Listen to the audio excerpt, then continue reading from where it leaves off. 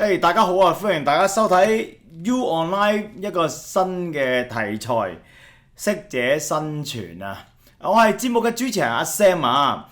今日上一集講咗關於創意嘅優勢，咩叫創意？我哋做創意一定要貼地，價錢要適合，要有功能，要你嘅創意要係喺社會上解決而家好多做唔到嘅嘢，而解決好多問題，令到大家有得着。而另外一樣嘢就係創意能夠幫到好多產品生意商增加佢嘅競爭力。今集想同大家講啲咩呢？就係關於如果能夠做到創意，就會可以做到改革。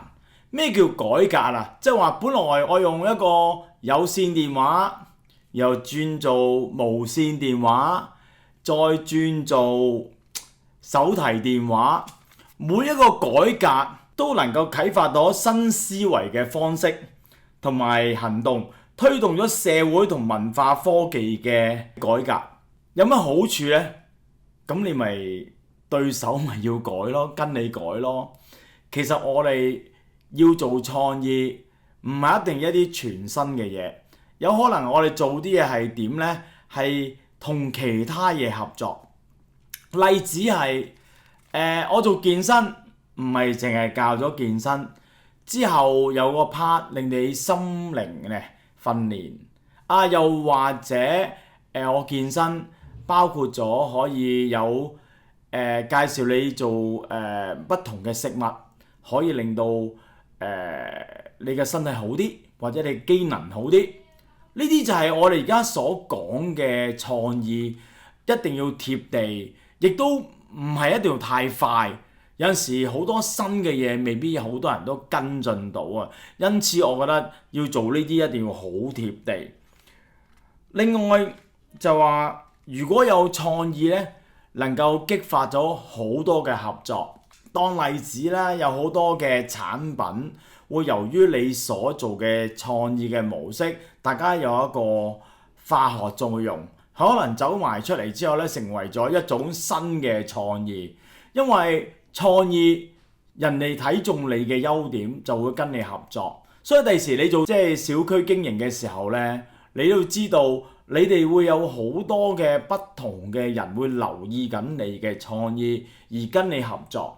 呢個會增加咗你嘅不同，同對手有個遠距離，越嚟越走得更遠。所以我覺得呢樣嘢係會好啲嘅。咁另外我都想講下關於創意啦，可以提升咗生活嘅質素啦。呢個好緊要嘅。